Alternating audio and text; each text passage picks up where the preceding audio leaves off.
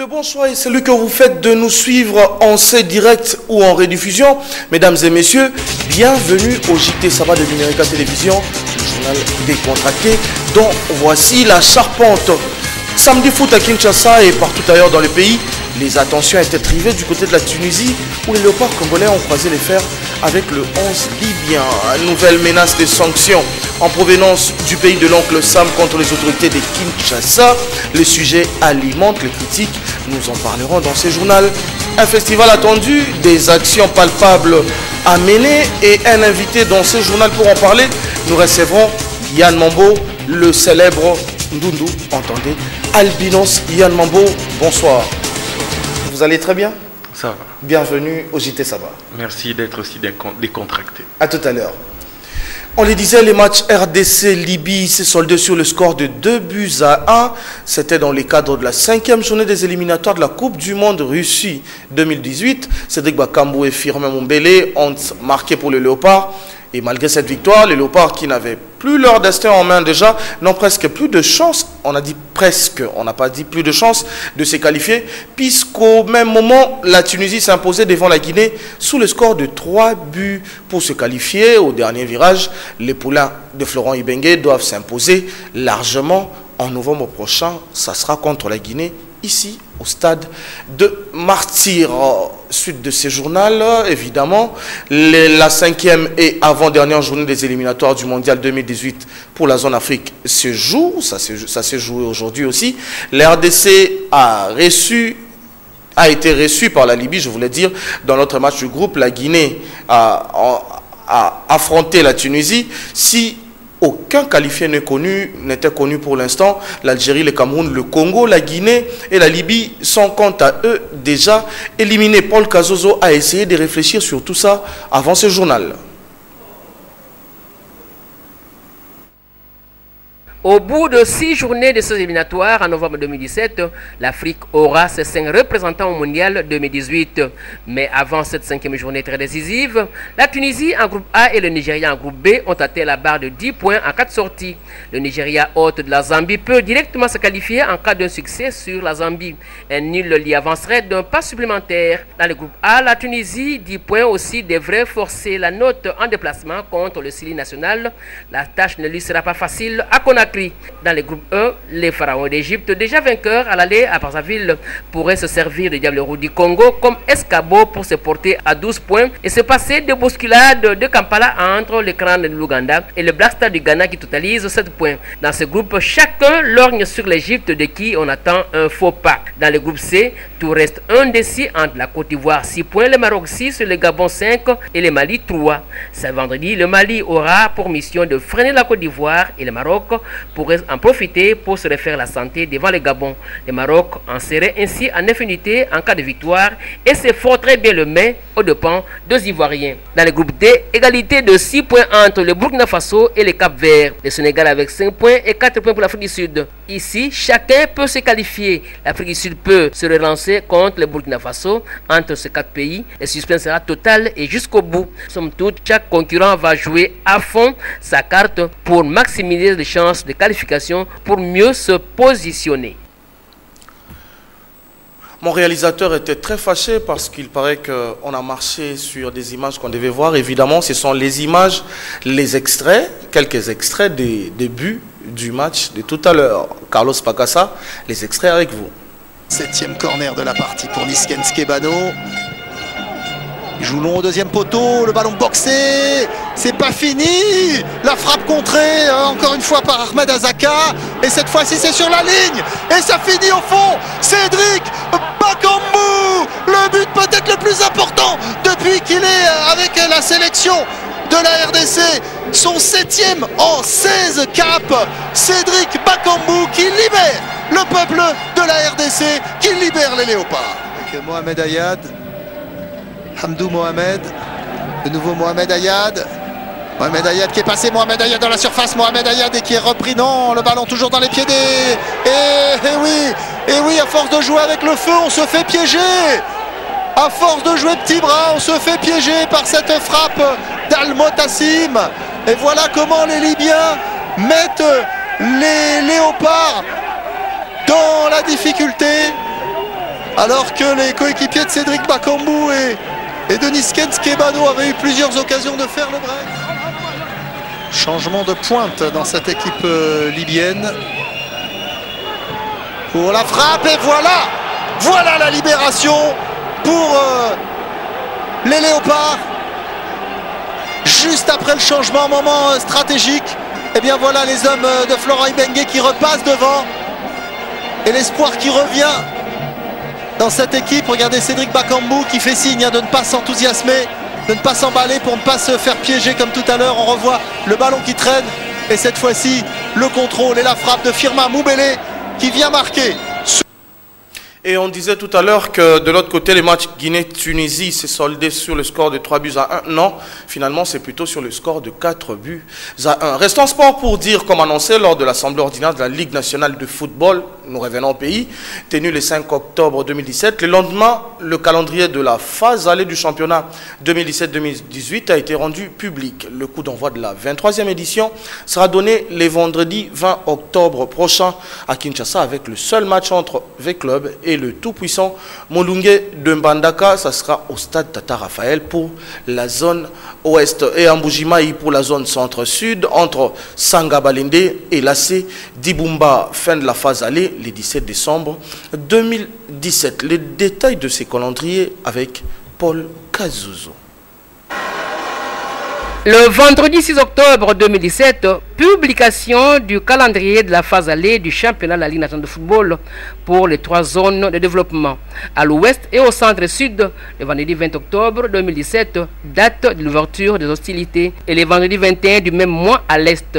Dans l'ensemble, la fin de la phase allée interviendra le dimanche 17 décembre prochain. À retenir que pour la zone ouest, cette grille de rencontres est établie sans Rojelou, relégué en division inférieure, mais avec Charques, malgré le retrait déjà annoncé de sa participation. Des matchs propres mardi pour la zone ouest en ouverture du bal le vendredi 20 octobre au stade Raphaël. Une seule affiche entre V-Club et le tout-puissant Moulungue de Mandaka de retour dans les cercles. Le lendemain, c'est-à-dire le samedi 21, Renaissance sera en explication contre MK. 24 heures plus tard, pour son baptême de feu, l'académique Le Rangers, encore à sa première expérience, aura à en découdre avec Derrick Lomotema Pembe au stade de Martyr à la clôture de la première journée. Et dans la série de grands derby, le premier sera vécu le 5 novembre à la 3e journée entre le Derrick Lomotema Pembe et V-Club. Par la suite, le 12 novembre à la 4e journée, V-Club sera sur la trajectoire du FC Renaissance du Congo. Une semaine plus tard, à la 5e journée, Renaissance s'en ira tâter le poule du Derrick Club Motema Pembe. Et le 3 décembre 2017, Dragon Bilima et V-Club se retrouvent face à face pour le compte de la 7e journée.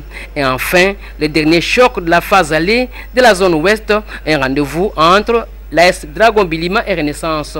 Ce sera le 17 décembre 2017. Et pour la zone centre-sud, on aura le 5 novembre 2017 le choc entre Sangabalende et Mazembe. Le 12 novembre, Lupopo Mazembe. Et enfin, le 26 de ce mois de novembre, Sangabalende contre Saint-Éloi Lupopo de Lubumbashi.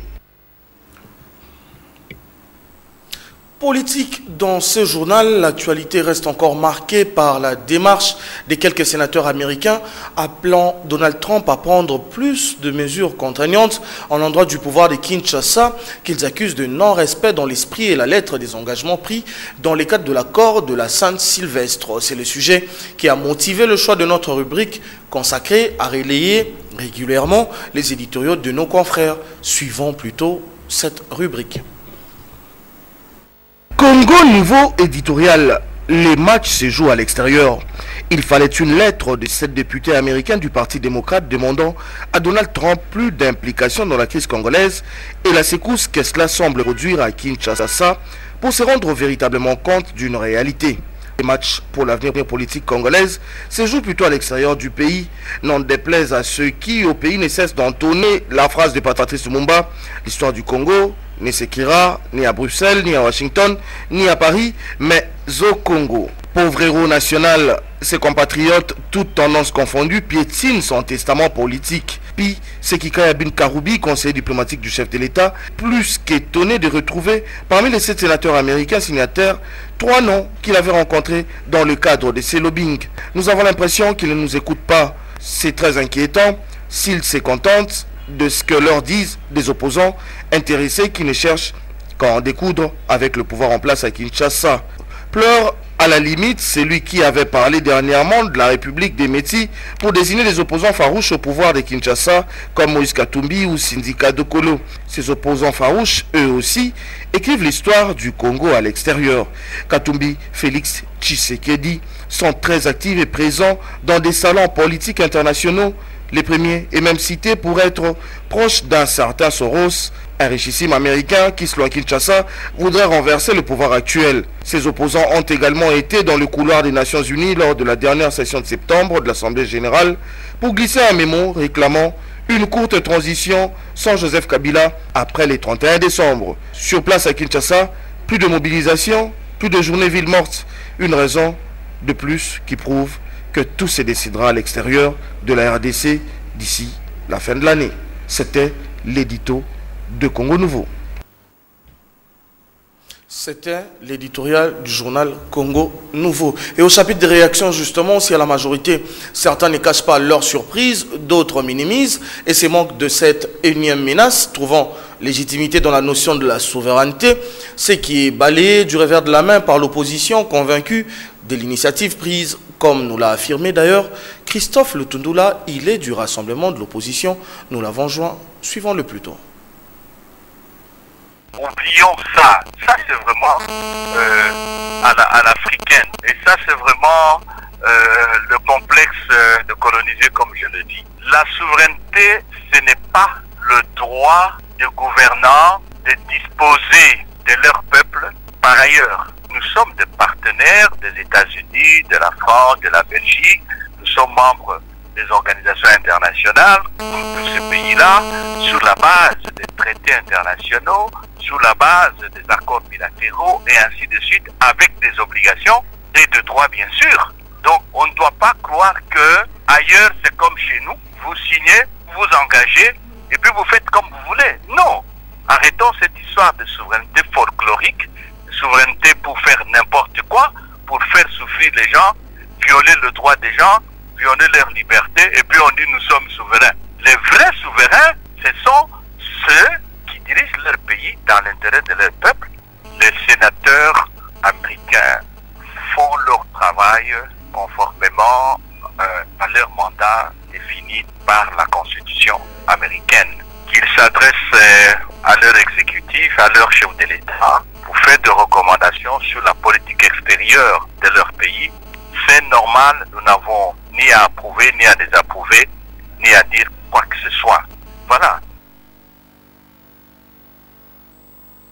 Rassemblement à un autre, rendons-nous à l'El Kasavubu où une rencontre a été organisée entre animateurs et bases. C'était au siège du FONUS, parti cher à Joseph Olengankoy. La situation politique actuelle était au centre de échanges, comme nous le dit Anita Kangoudia. Au cours de cette rencontre, il était question de passer en revue la situation politique de l'heure, de l'organisation des élections démocratiques et transparentes à la sécurité, en passant par les sociales du peuple congolais.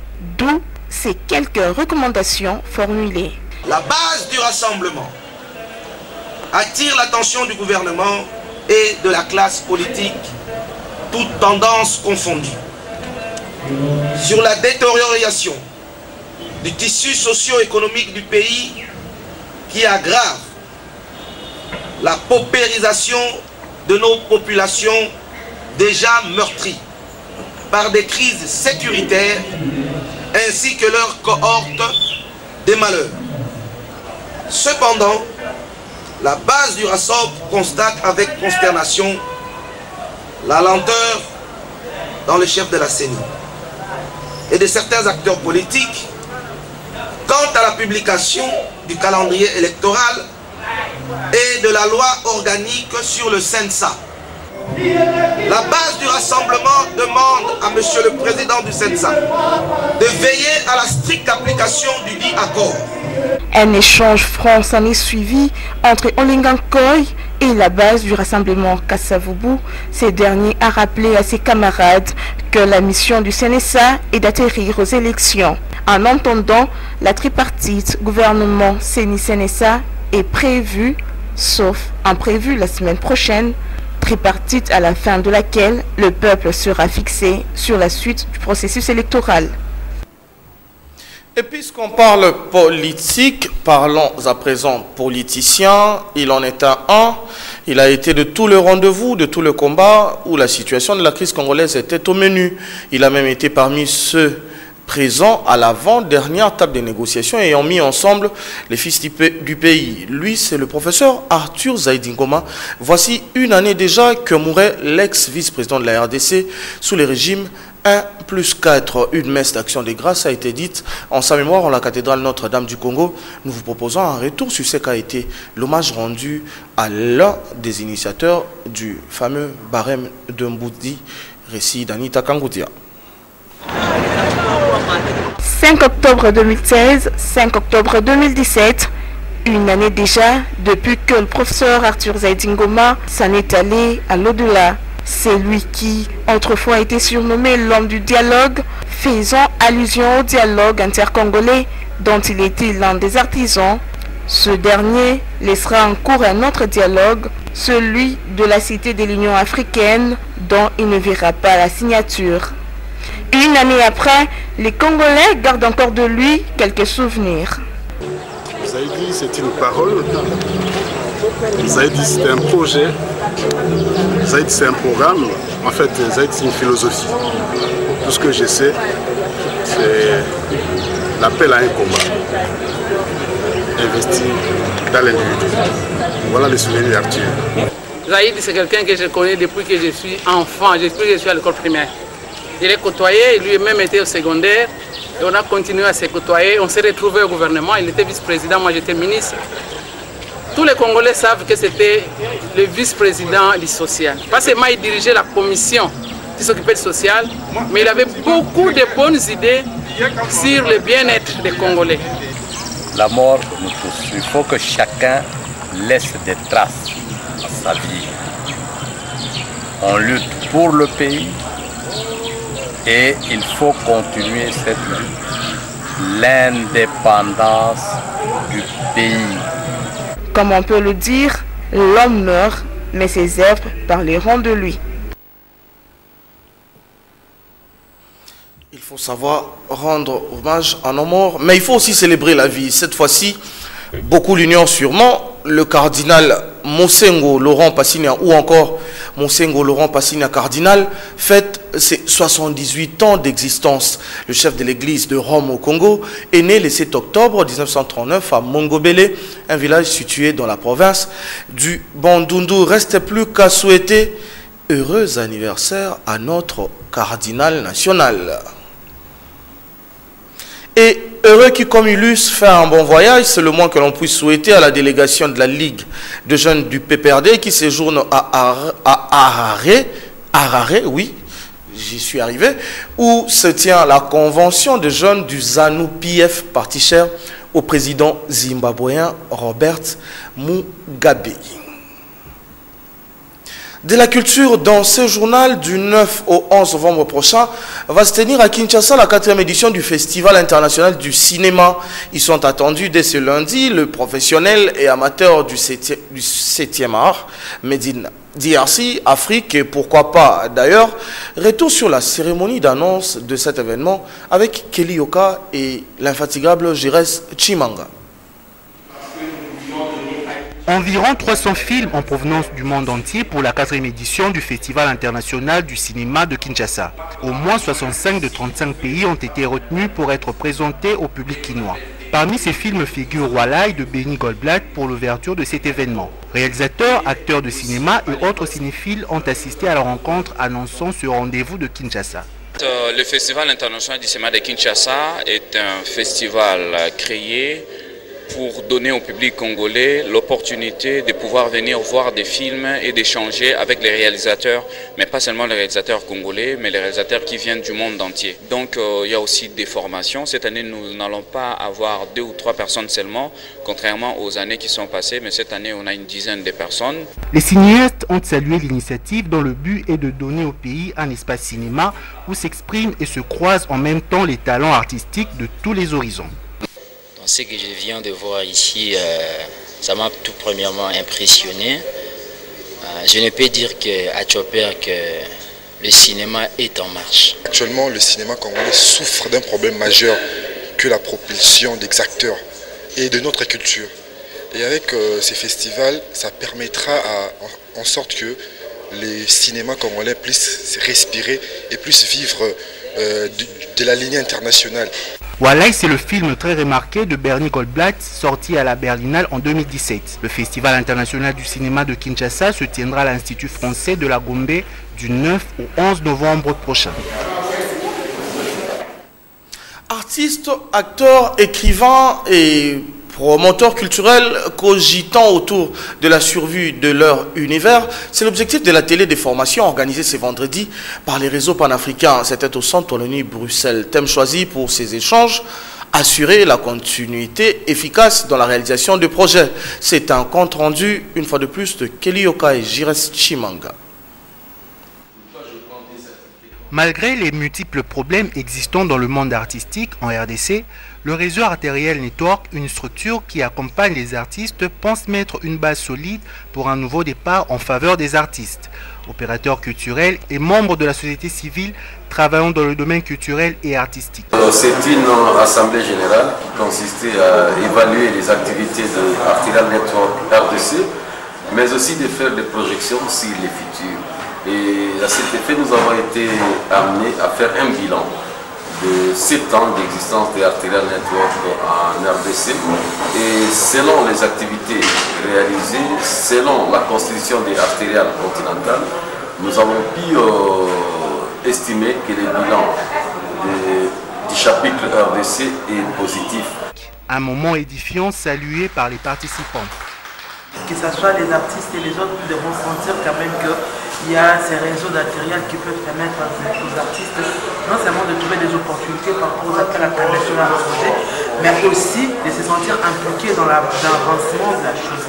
La culture, lorsqu'on parle de la culture, c'est lorsqu'on emporte tout et ce qui reste et ce qui fait partie de la culture. Avec des initiatives pareilles, je suis convaincu que les choses peuvent avancer. Alors voilà, je vous rassure, je suis parfaitement convaincu qu'avec tout ce qui s'est pas, tout ce qui s'est fait par nos amis artériels, ça peut permettre de propulser quand même notre culture.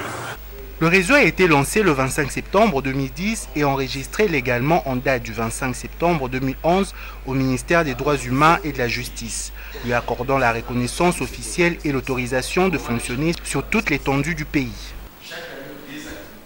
Et puisqu'on parle projet, puisqu'on a parlé festival aussi, nous recevons dans ce journal Yann Mambo de l'association Plus de Couleurs. Il est lui aussi porteur d'un projet et organisateur d'un festival. Sacré Yann Mambo, bonsoir encore. Bonsoir, sacré, amen. Comment allez-vous? Ouf, exténué, très fatigué. Un projet, un festival, parlons-en. Ouais, le festival Fier Mondundu 3 ouvrira ses portes ce 28 octobre à l'Académie des Beaux-Arts et sous le thème « Offre Ondundu le plus proche de toi son Albishop ». C'est quoi un Albishop? Beaucoup se le demandent sûrement chez eux. L'Albishop, c'est un projet que nous avons créé. C'est la solution à tous les problèmes que peut connaître un albinos dans un pays tropical, c'est-à-dire un endroit où il se verra... il pourra s'approprier tous les produits de protection et tous les produits qui pourront l'aider à pouvoir redorer son image. Pourquoi pas un cabinet dermatologique pour un suivi régulier de leur peau et un cabinet psychologique pour la remise en confiance en soi. Yann Mambo, Albi Shop, comment est né le concept Albi Shop? Albi, on sait que c'est un peu albinos. Shop, boutique, magasin. Comment est né le concept Albi Shop? Juste le simple fait d'une simple aberration. Laquelle, pourquoi l'albinos devrait attendre un trimestre ou un semestre pour bénéficier d'une lotion?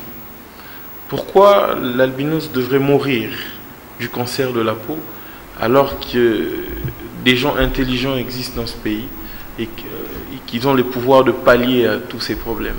Comment combattre le cancer de la peau au milieu de l'albinisme? C'est en allant vers la racine, c'est-à-dire prévenir cela, permettre à l'albinos de s'approprier régulièrement des produits de protection, ainsi que des lotions qui peuvent l'aider à pouvoir avoir une belle image, parce qu'aujourd'hui l'albinos ne doit pas seulement inspirer la pitié, mais doit attirer le respect des autres. Yann Mambo, fièrement Ndundu, c'est comme ça que s'appellent ces festivals. Une date à retenir, c'est du 28 au 29 octobre. 28 au 29 octobre, Académie des Beaux-Arts. C'est la troisième édition de ces festivals, Yann Mambo. La troisième édition. C'est-à-dire que ça fait un bon bout de temps déjà que Plus de Couleurs et tous ses partenaires sont en train de se battre pour défendre la cause de l'albinos. Yann Mambo, de vous à moi, avons-nous évolué dans ces combats?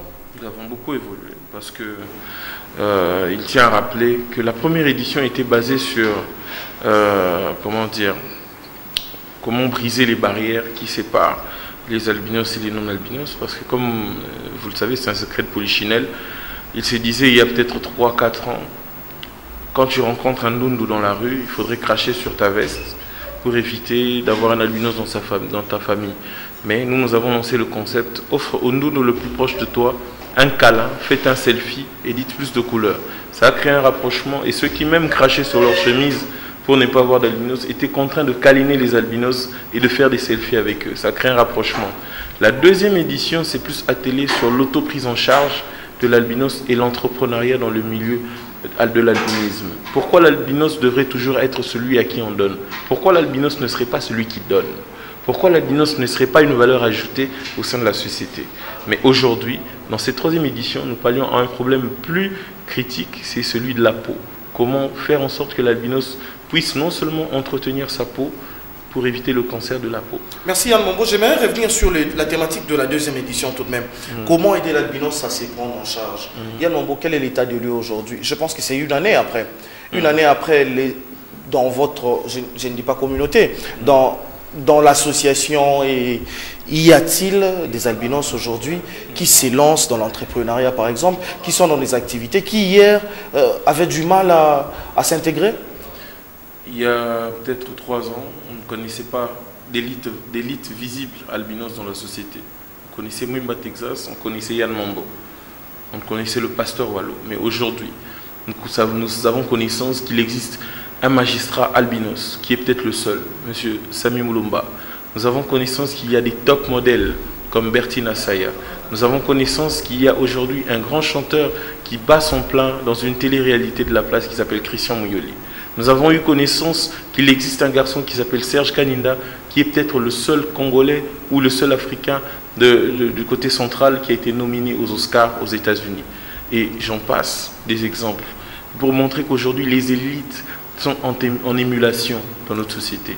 Et notre but, c'est non seulement de faire la publicité de ces élites, mais d'en créer davantage. Yann Mambo, on vous voit partout, surtout sur les réseaux sociaux, hyper efficace. Tout le monde veut faire des selfies avec vous, avec nos autres frères et sœurs albinos. C'est quoi cette approche communicationnelle? Comment vous vous y prenez?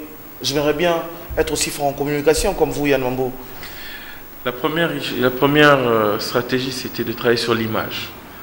L'albinos doit être quelqu'un aujourd'hui qui doit plaire. Nous avons voulu transformer le monde Ndundu, qui autrefois était synonyme de laideur, de répugnance, d'incapacité, de mystique, de sorcellerie. Nous avons voulu le transformer en beau, en ce qui éclate, en ce qui est élégant, en ce qui est éloquent, en ce qui est, exceptionnel, unique en son genre, et j'en passe. Yann Mambo, restons un peu dans cette campagne des réseaux sociaux. Vous êtes un peu partout, Facebook, un peu partout, Yann Mambo.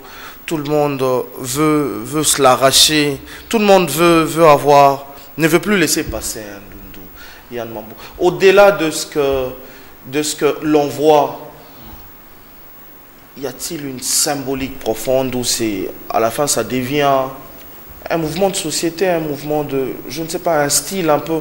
Vous ne craignez pas que nous puissions tomber dans ce travers-là? Nous disons dans notre jargon, le monde est une mosaïque, un tableau créé par Dieu, et les couleurs qui y sont la beauté que nous avons à ses yeux. Plus de couleurs pour un monde meilleur. Je pense que ça dit tout. Aujourd'hui, l'albinos, quand on dit plus de couleurs, ça veut dire que l'albinos n'est qu'un ajout. L'albinos n'est pas noir, il n'est pas blanc, il est albinos. Je pense que son existence ne gêne en rien, mais ça ne fait que compléter l'intégralité de l'espèce humaine.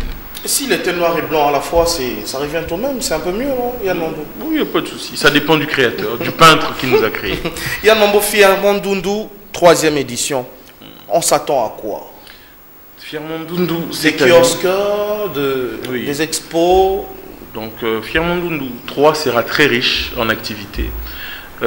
Déjà, nous aurons une conférence de presse, nous aurons un symposium, un vernissage photo avec le photographe Toujen Toumba. Nous aurons plusieurs ateliers avec Madame Marine Toumba de la Fondation Femmes.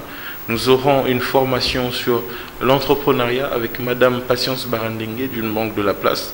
Nous aurons un spécial Motivation Day, une séance de motivation avec plusieurs coachs, dont un coach albinos qui s'appelle M.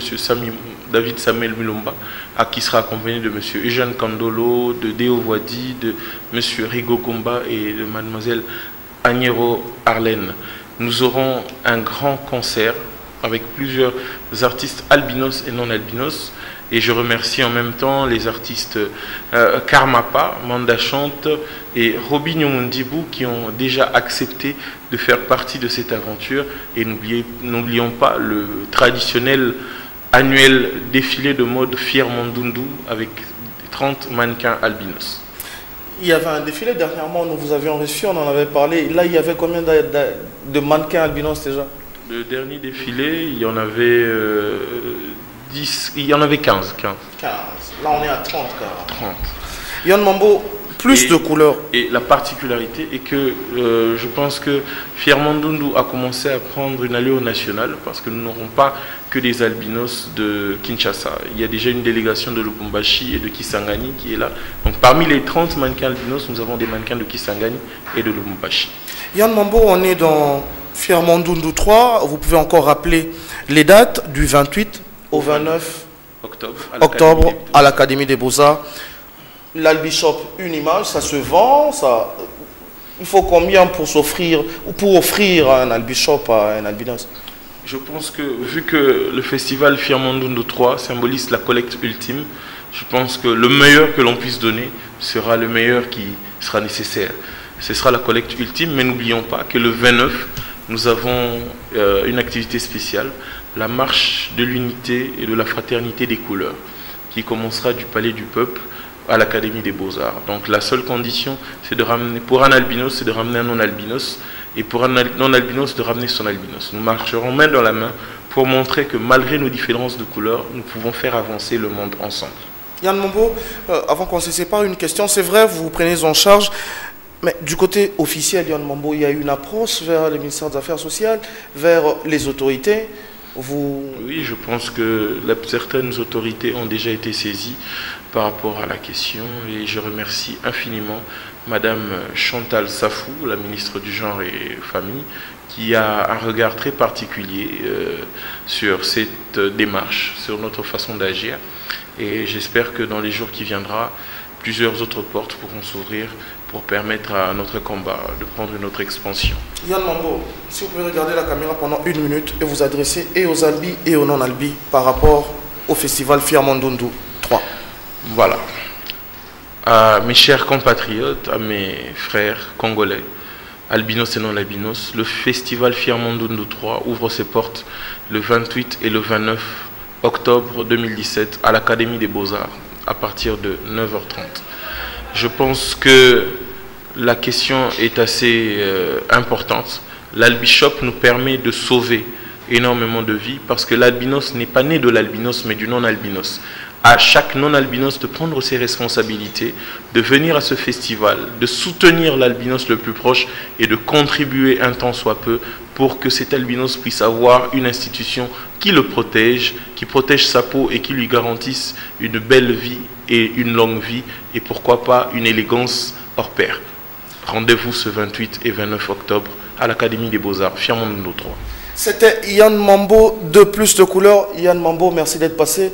Merci à tout à l'heure pour notre selfie.